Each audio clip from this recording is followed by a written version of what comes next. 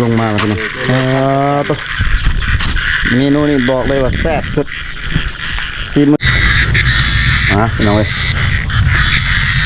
กำลังลงมือพี่น้องเดี๋ยวซีมากินน้ำหน่อยดิ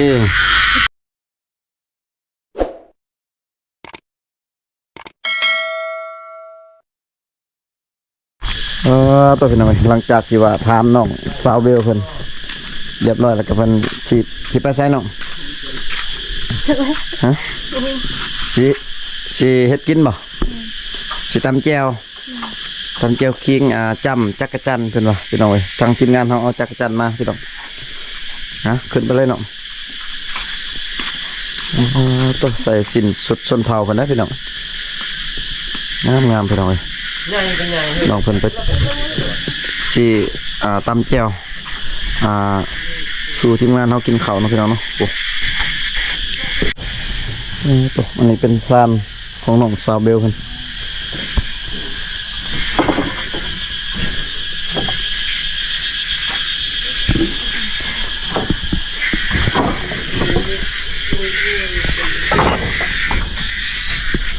เห็นคนบ้าน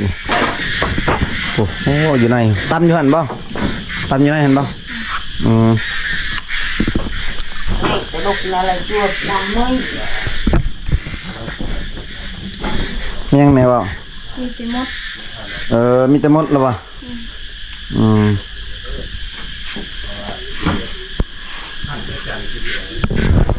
ใช่น้องสิตำมันคิงหรือมีบ่คิงใช่คิงนะทีมงานเฮาจักรซาลาดา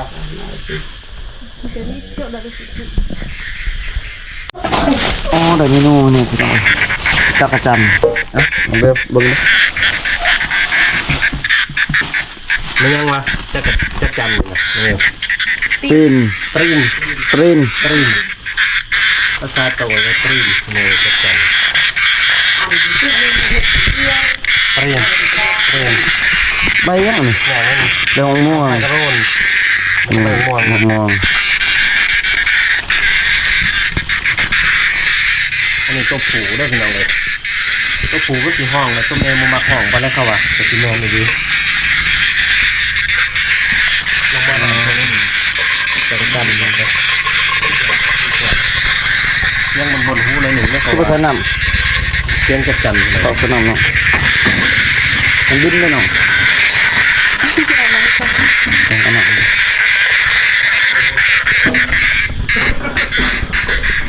เขาว่า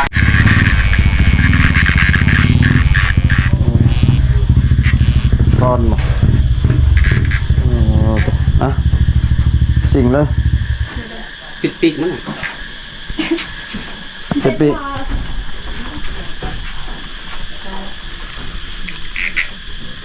นะโมตัสสะภะคะวะโตอะระหะโตเป็นจักจันมันหนังเร็วได้ขนาดเลยปีกจักจันขนาดแค่เอาเลยตัวนี้เนาะจักจันอาหารธรรมชาติเป็นต้นหักจักจันเรียกว่าภาษาโตอาหารเปรี้ยนตรีนอยากน้อยหนึ่งขนาดเลยตรีนไปหน่อยเลี้ยงหอกกำนันอยู่กินอาหารชั้นสูงนะเราไปมาเลยเช้าเป็นข้าวอาหารชั้นสูงนี่จักจันอาจจะมีเสียงรบกวนในหนึ่งพี่น้องแจ๊กตัวนี่น้องห้องขึ้นมาห้องน้องตลอด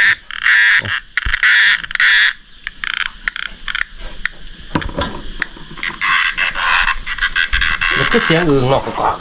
อยู่ฉันน้องกินอันแต่ละเทื่อนะบ่ได้ปิดออกมาเนี่ยยันว่าไปกินตอนไปกินแล้วจังไปปิดบัดเดียวเรือปิดก่อนมันเนี่ยบ่ปิดก่อนจะไปกินบ่หนุ่มหรือว่าเรือไปกินแล้วจะปิดน้ำถน่อยบ่ไปกินตอนแรกปิดตัวนั้นบ่โอ้เดี๋ยวนั้นก็จะได้ให้กันแน่นึงเนาะอันนี้ก็สบายแล้วเลยแต่ห้ามนี่ปิดก่อนนะพี่น้องเดี๋ยวบอกไทยสิช่วยน้องเพิ่นก่อนพี่น้องพี่น้องมาเทินมาก็บอกอาหารกันสูงมาพี่น้องมากินอาหารหลักห้องเครื่องอากาศพี่น้อง ไม่ยังห่อเรื่องอากาศเลย มันอยู่เท่านี้อย่างนั้นห้องใต้ดินนั่นคือรอหนึ่งเครื่องอากาศจักรจันคือรอมันใต้ดินจักรจันหนึ่งเครื่องอากาศ เพื่อสิหากินยากเติบแล้วนี่เลยพี่ละเทื่อได้บ่ไทย แน่นแน่น พี่ละเทื่อจะได้กิน มาเด้อพี่น้องเอ้ยมาเด้อเราเล่าบอกใครคิดเลยค่ะ มันเร็วเพิ่นประกาศมาขึ้น แสดงน้องเบลกันลุดูตัวเนาะอากาศนะมานี่น้องเบล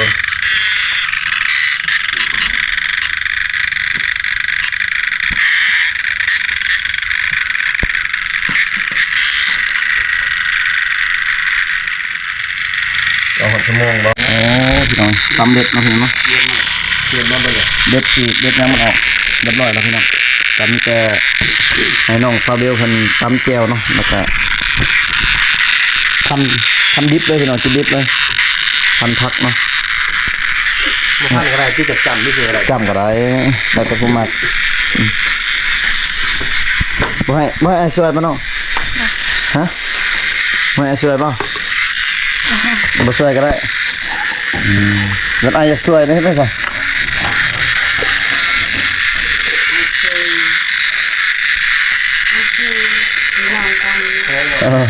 พี่น้องข้าวผมบอก ก็ได้ครับ ก็ได้เลยเนาะติดอ๋อหนึ่งปีไปเรียกนอกกันนะพี่น้องกัน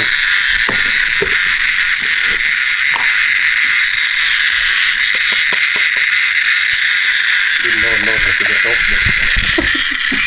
ใช่ แจ้งมาเลย แจ้งแล้วว่าจะเบนคนนี้แต่ตาจะเดือดเพิ่งซื้อมันตะเบล ไปเรียนไก่ปุ๊บเสียงสุดบนเลยพี่น้องเอ้ยแก้วนี่มันต้องแก้วคิงบ่จนถือ นั่น เป็นแก้วหวานก็บ่ถือบ่ เกี่ยวคิงเกี่ยวสมเนาะ ต้องแม่นมาเพชรดิบบ่หรือเพชรหาวมันได้ต้องก็ได้ เล็กน้องก็ได้ มันคือแค่แบบเพชรมันเนาะ ดิบ เพชรดิบ ตามกับไป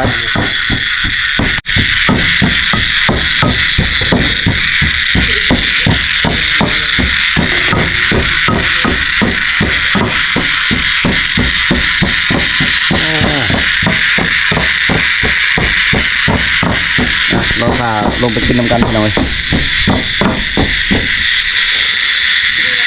เพชรกำลังจะเสียอยู่ เรียบร้อยเลยพี่น้องอันนี้จะเป็นเพื่อนของน้องซาเบลนะพี่น้องเป็นอยู่กับแม่เพิ่นสองคนเป็นหลานใช่ไหมหลานผ่านใช่ไหมเป็นเพื่อนครัวของเพิ่นพี่น้องตามมาเพชรโอ้เพชรแห้งเพชรน้องปูเองวะน้องดิซื้อโอ้แม่เพิ่นบ่สบายเพิ่นเนาะโอ้ปันส่วนแม่ใช่แบบเป็นไข้ ที่ไทยเลย2-3 มื้อ สามมื้อแล้วยังบ่ดีเนาะ ดี บ่ได้ออกให้ออกสวนเลยเป็นไข้ อยู่เฮือนเลย อยู่เฮือนตลอดเนาะบ่ได้กินยาบ่แม่ บ่มีเงินซื้อ บ่มีเงินซื้อยาเนาะปานเป็นธรรมชาติเลยแล้วก็เศร้าธรรมชาติเนาะ ปกติจะเป็นจักมือจักเช้านะเป็นทิศเป็นว่าจะเช้าไข่นะ บ่มีตอนแล้วเข้านี่แหละ ตามอะไรมันเศร้าเอง หมู่ว่าจักมือบ่มีกำหนดเนาะพอป้าให้มันเช้าเองเนี่ย นี่ แค่นอกกินยาเนี่ยก็สิประมาณ3 มื้อเนาะมันจะเช้า3 มื้อ5 มื้อนี่แหละสมมุติเป็นเนี่ยผู้ที่บ่ได้ออกให้เนาะ แม่นแล้วบ่ให้น่ะยัง ยัง ให้ออกให้สับเดียว ดู แล้วออกคนเดียวบ่ ออกกับบ่ายสามแล้ว กับน้าบ่าวน้าสาวพี่น้อง เช้าไว้ๆเด้อแม่เด้อ ปลายใจสวัสดีไว้ๆพี่น้ ยั อง งปลายกับปัญญาตัดเรียน ปลายเนาะอันนี้เป็นเพื่อนซานของน้องซาเบลพี่น้องผมอยู่กับแม่เพิ่นสองคนนะนี่ก็เป็นงานเฮาเป็นเพื่อนของเพิ่นเองพี่น้อง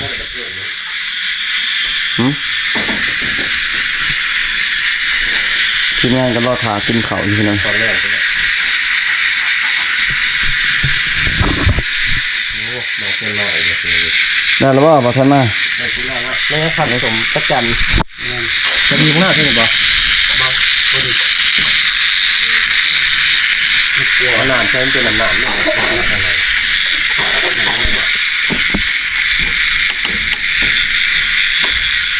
เรื่องประจำที่งานเฮา ได้ให้แม่ เฮ็ดอยู่เฮ็ดกินแล้วประเทศแซ่บไปหน่อยถ้าเฮ็ดก็บ่พูดเพิ่น ได้ให้แม่แล้วนะนี่ได้ให้แม่นี่ แล้ว ตะจัน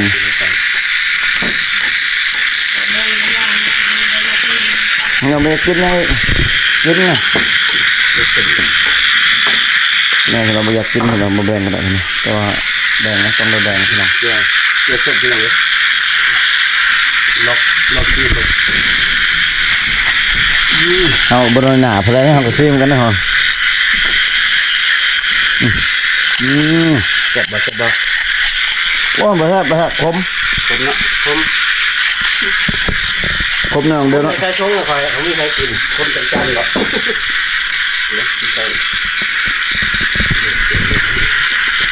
เป็นอะไรมาแพ้แจกอยู่บ่ต้องกินบ่ ยกโป้แทนก้อย โอเคเนาะ ใส่แน่นอน เราดูจับใจบ้านนี่ อันนี้ใช้ที่รถมาใส่ เราใส่นี่ก็ได้ใส่นี่ก็ได้แล้วเอาผักใส่กระโตกเนี่ยผักในล่างเราผักนะ จับมาทั้งหมดเป็นไรบ่ นั่นคือแทน พักกระโหลกยังไม่ได้ไรพักกระโหลกพักกระโหลก นี่ล่างมาอีกประมาณ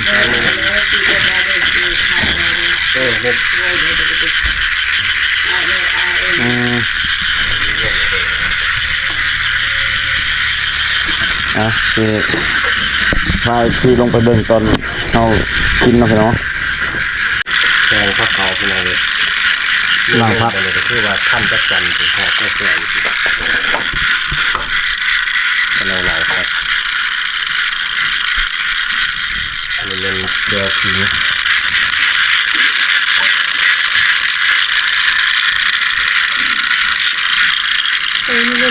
ใส่กระโตกเลย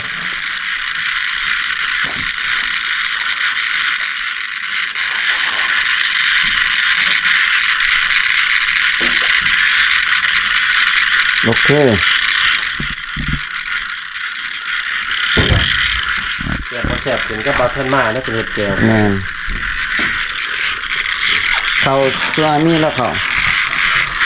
ไปลงระบอไปเลยอ่ะถูกน้องไปลงเลยน้อง ข้างในเรื่องพอเขามาแล้วเป็นไงเขาดาวเราอีกับ ลงมาแล้วพี่น้องตัวเมนูนี่บอกเลยว่าแซ่บสุดซีมือมาแล้วพี่น้อง เมือกอก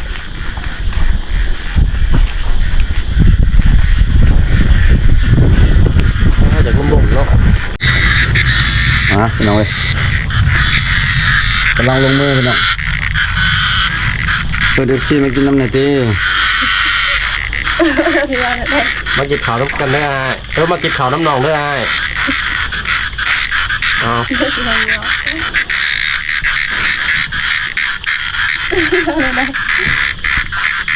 ไอ้กับผู้บ่าวโสดได้พี่น้องเลยผู้บ่าวโสด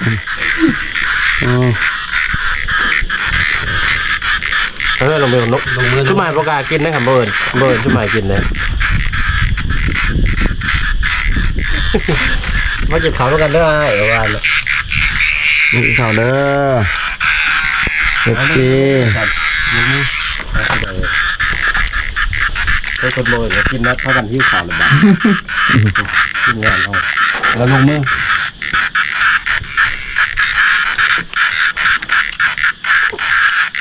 น้ำเป็นอันนี้ที่ไอ้บ่าว จะขึ้นใจห่อนไปเนาะ หอยห่อนนะเรื่องครับ เอาเลยมาให้ใครได้ข่าวตัวนี้นะ นั่นแหละจะมองไปใช่ปะ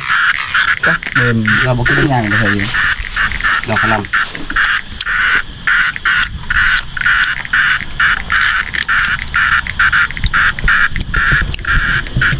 ใช่อยู่มันน้องเบล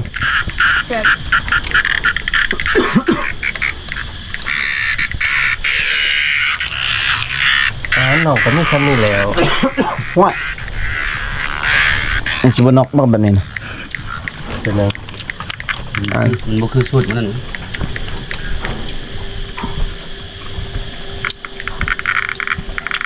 ก็แต่ขาโอ้ย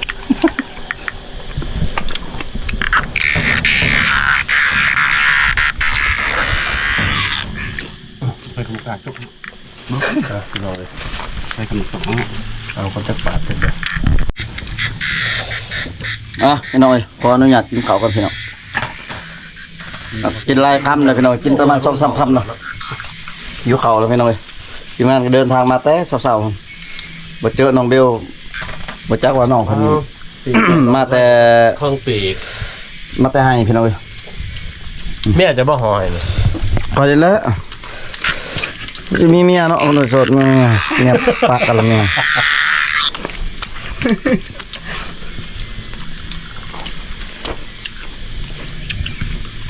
เมื่อเช้านี่เพิ่นโทรมาว่าเพิ่นมีปิ่งไก่สู่กินพี่น้องเอ้ยมาบ่ทายไปเตรียมปิ่งไก่มากิน โตบักใหญ่เนาะไก่ โตบางใหญ่จักสิกินเบิดหรือบ่นี่ครับ ผู้สาวเอาเลยนะ ไก่พันพร้อมไก่คนพัน บ้านนั้นว่าไก่เป็นโตโอ้ยว่ามีแต่ปีกมันพี่น้องเอ้ยน้อยเดียวหนึงกินก่อนจังได๋เพิ่นเครียดเด้ครับบ่กินแม่จะบ่หอยนี่ เอาเองเหรอ อ้าวคือว่า ตามจากข้างแล้ว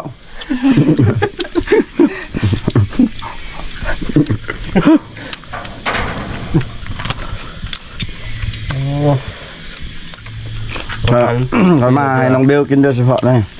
ยาแล้วจ้ะเขาว่าสิกินบ่กินนั่นหรอกมาเลยครับ ดีใจบ่ บาดเดียว สำเร็จแล้วพี่น้องเลย อิ่มอยู่บ่น้องเบลอิ่ม วันนี้มาทันอิ่มบ่ อิ่มแล้ว จนเบิดเนาะบ่อิ่มก็อิ่มแล้วมันเบิดแล้วเด้ เหนียวไว้แล้วพี่น้อง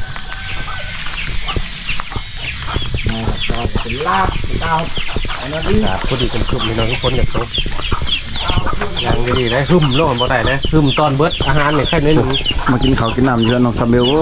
พี่น้องเลย กินเท่าได้ก็ยิ้มเท่านั้นบ่ สิตุ้ยย้อนมากินข้าวน้ำน้องซาเบลแล้วพี่น้องเลยกินข้าวสำเร็จเสร็จสิ้นพี่น้องมาเลาะเบิ่งบรรยากาศหมู่บ้านของน้องซาเบลพี่น้องก็บริลายเนาะประมาณ3-4 หลังคาเฮือนเนี่ยพี่น้อง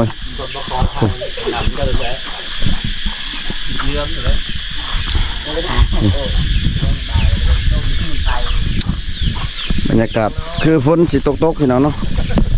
ก็คลิปนี้ก็บ่มีหยังหลายพี่น้องก็มาเบิ่งน้องซาเบลมาเยี่ยมยามทำข่าวเพิ่นแล้วก็กินข้าวกินน้ำนำน้องซาเบลเพิ่นพี่น้องเนาะก็บอกท้ายก็สิได้ขออนุญาตปิดคลิปไว้เพียงเท่านี้ก่อนพี่น้องเอ้ยอยู่ดีมีแห่งเบิดสุขทุกคนพี่น้องเฮงรวยๆเบิดทุกคู่ทุกคนพี่น้อง